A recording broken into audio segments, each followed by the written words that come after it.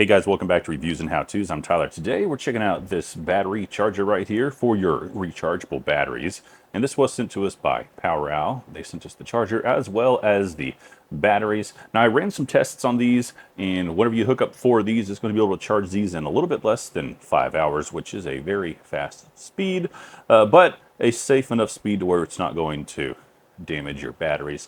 It's capable of charging the ones that we have in here now, which are the nickel metal hydride, as well as the nickel cadmium, I believe this is what they're called. However, you won't see too many of the nickel cadmium batteries out there. You're going to mainly see these as well as lithium batteries. This thing's super easy to operate. You just pop your batteries in and out of there. Currently, we have 4D size batteries. It can also charge up to 4C size batteries, as well as up to 8 AA batteries or 8 AAA batteries. It's really easy to use. As you saw there, you just pop them in there. You plug it in up here up top.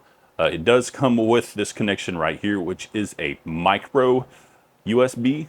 It also has a plug right here, so you can plug in a USB-C if you choose to do so.